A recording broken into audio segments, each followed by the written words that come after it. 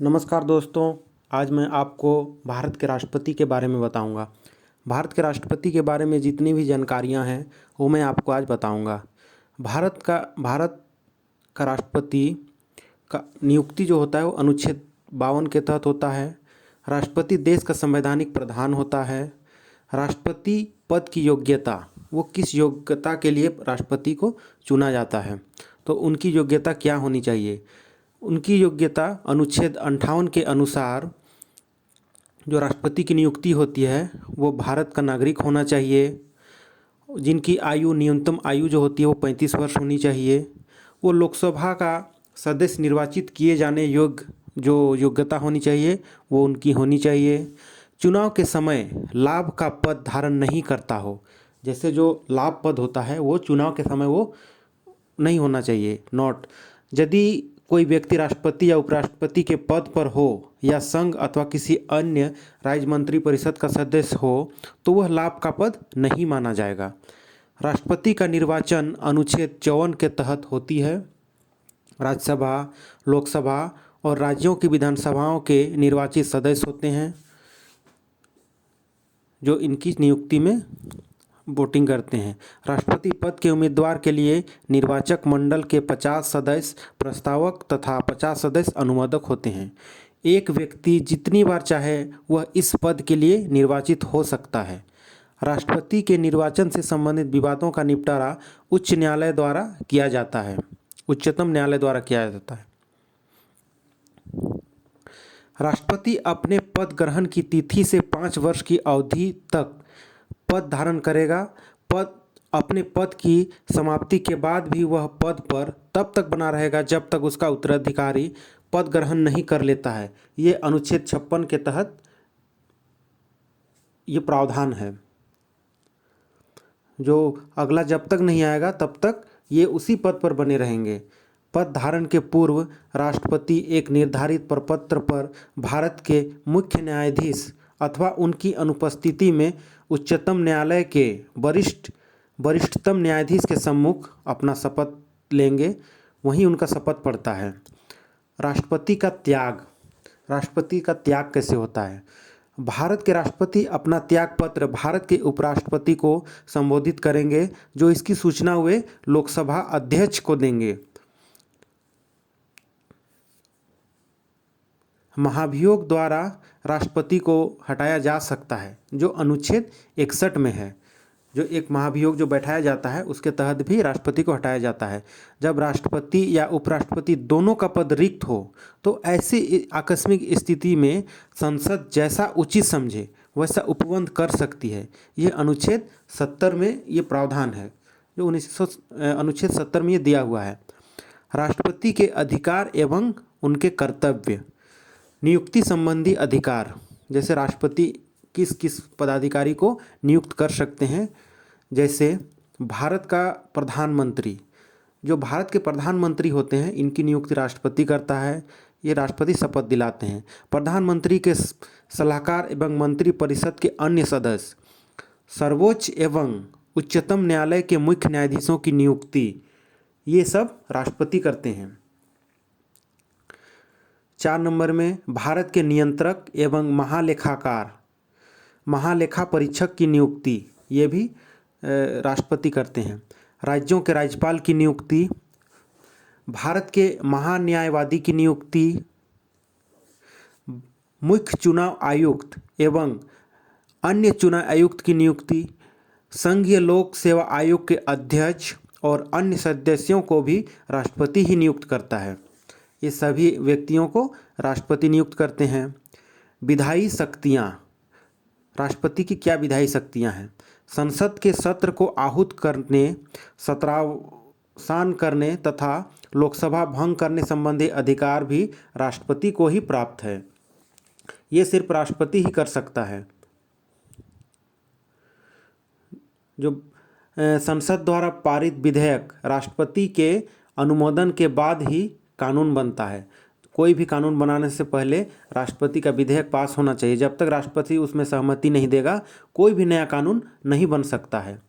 सदस्यों के मनोनयन का अधिकार, वो किन किन व्यक्तियों को मनोनीत कर सकते हैं?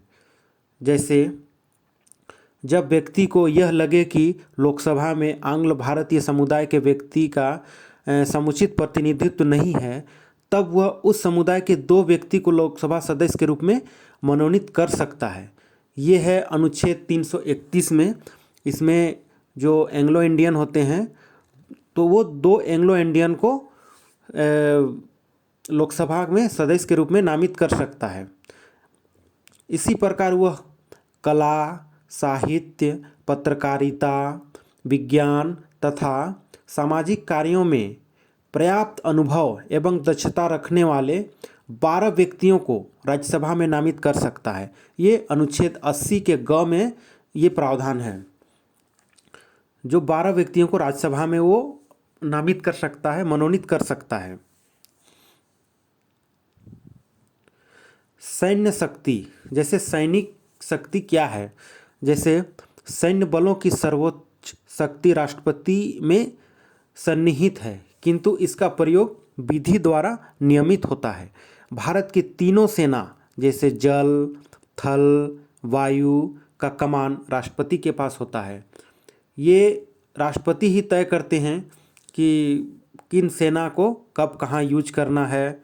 अगर कोई लड़ाई करना हो तो राष्ट्रपति की अनुमति के बिना ये संभव नहीं है। राजनीतिक शक्ति, दूसरे देश के साथ कोई भी समझौता या संधि राष्ट्रपति के नाम से ही की जाती है। राष्ट्रपति विदेशों के लिए भारतीय राजदूतों की नियुक्ति करता है एवं भारत में विदेशों के लिए राजदूतों की नियुक्ति का अनुमोदन भी राष्ट्रपति ही करता है। राष्ट्रपति के बिना अनुमोदन के कोई राजदूत भारत में नहीं आ सकता है एवं भारत का भी कोई भी राजदूत विदेशों में नहीं जा सकता है। वो राष्ट्रपति ही इनका नियुक्ति करता है। ये शक्ति ये राष्ट्रपति को प्राप्त है। क्षमादान की शक्ति, संविधान के अनुच्छेद 72 के अंतर्गत ये आता है। जो क्षमादान होता है, राष्ट्रपति किन किन व्यक्तियों को क्षमा कर सकता है। किसी अपराध के लिए दोषी ठहराए गए किसी व्यक्ति के दंड को क्षमा करने, उसके परिलंबन, परिहार और लघुकरण की शक्ति प्राप्त है। क्षमा में दंड और बंदी दोनों हटा दिया जाता है तथा दोषी को पूर्ण रूप से मुक्त कर दिया जाता है। जैसे लघुकरण, राष्ट्रपति मृत्यु दंड को भी लघुकरण कर साधारण कारावास में परिवर्तित कर सकता है। जैसे किसी को मृत्यु दंड अगर हो जाता है तो राष्ट्रपति क्या कर सकता है कि उसकी सज़ा को वो लघु कर सकता है, मतलब छोटा कर सकता है, और उसको मृत्यु दंड को हटाकर कारावास में परिवर्तित कर दे सकता है। जैसे कोई मर्डर करके जाता है तो उसको भी वो सज़ा माफ़ करके उसको मृत्युदंड की सज़ा को माफ़ करके कारावास की सज़ा वो कर सकता है। ये राष्ट्रपति को ये अधिकार प्राप्त है। परिहार, इसमें दंड की प्रकृति में परिवर्तन किए बिना इसकी अवधि कम कर सकता है। जैसे कुछ भी नहीं करना है फिर भी वह अपना जो अवधि को वो घटा सकता है। जैसे किसी को 2 वर्ष की कठोर कारावास की सज़ा हुई है और उस सज़ा को ये कुछ किए बिना अपना पावर से 1 वर्ष की कारावास में परिहार कर सकता है। किसी को सज़ा हो गया तो 2 वर्ष को ये 1 वर्ष कर सकता है। परिलंबन, इसमें किसी दंड पर, विशेषकर ये मृत्यु दंड पर लागू होता है, पर रोक लगाना। जैसे वो कोई भी किसी को मृत्यु दंड हो गया तो इसको ये रोक लगा सकता है ताकि दोषी व्यक्ति क्षमा याचना कर सके, उसको मिल सके समय। जब क्षमा याचना की पूरी याचिका राष्ट्रपति ने, पूर्व याचिका जो होती है वो राष्ट्रपति ने अगर रद्द कर दी हो तो वह दूसरी बार याचिका दायर नहीं कर सकता है। कोई भी व्यक्ति राष्ट्रपति के पास जो क्षमा याचना है वो एक ही बार याचिका दायर कर सकता है। अगर वो दूसरी बार अपना क्षमा याचना दायर करता है तो उसको स्वतः रद्द कर दी जाती है, उस पर कोई विचार नहीं किया जाता है। आपातकालीन शक्तियाँ, राष्ट्रपति द्वारा लागू किए जाने वाले, घोषित किए जाने वाले आपातकालीन शक्तियाँ, इसके बारे में मैं बताऊंगा। आपातकालीन शक्तियाँ, आपातकाल से संबंधित उपबंध भारतीय संविधान के भाग 18 के अनुच्छेद 352 से 360 के अंतर्गत मिलता है। मंत्रिपरिषद के परामर्श से राष्ट्रपति 3 प्रकार के आपात लागू कर सकता है। जो 3 प्रकार के होते हैं उसमें प्रथम है जैसे युद्ध या बाह्य आक्रमण या सशस्त्र विरोध के कारण लगाया जाता है, जो अनुच्छेद 352 में है। दूसरा है राज्यों में संवैधानिक तंत्र के विफल होने से उत्पन्न आपात। ये होता है राज्य में लगाया जाता है, जो जिस राज्य में अगर चुनाव के बाद अगर पूर्ण बहुमत कोई भी सरकार नहीं लाती है, कोई भी राजनीतिक पार्टी अगर पूर्ण बहुमत से सरकार नहीं बना पाती है, तो ऐसी स्थिति में राष्ट्रपति वहाँ पे राष्ट्रपति शासन लगाते हैं। वित्तीय आपात ये न्यूनतम 2 माह के लिए लगाया जाता है, जो अनुच्छेद 360 के अंतर्गत आता है। देश आज़ादी के बाद डॉक्टर राजेंद्र प्रसाद भारत के प्रथम राष्ट्रपति थे। वे लगातार 2 बार राष्ट्रपति के पद पर निर्वाचित हुए, जो प्रथम भारत के राष्ट्रपति हुए थे। डॉक्टर एस राधाकृष्णन लगातार 2 बार उपराष्ट्रपति तथा 1 बार राष्ट्रपति के पद पर निर्वाचित हुए। वे 1 बार राष्ट्रपति बने, 2 बार उपराष्ट्रपति। केवल बीबी गिरी के निर्वाचन के समय दूसरे चक्र की मतगणना करनी पड़ी। 1 बार की मतगणना में जब इनका निर्णय नहीं हो पाया, क्लियर नहीं हुआ, तो मतगणना दूसरी बार करना पड़ा। दूसरे चक्र के मतगणना के बाद बीबी गिरी राष्ट्रपति बने। नीलम संजीव रेड्डी ऐसे राष्ट्रपति हुए जो 1 बार चुनाव हार गए, फिर बाद में निर्विरोध राष्ट्रपति निर्वाचित हुए। इनके विपक्ष में कोई नहीं खड़ा हुआ।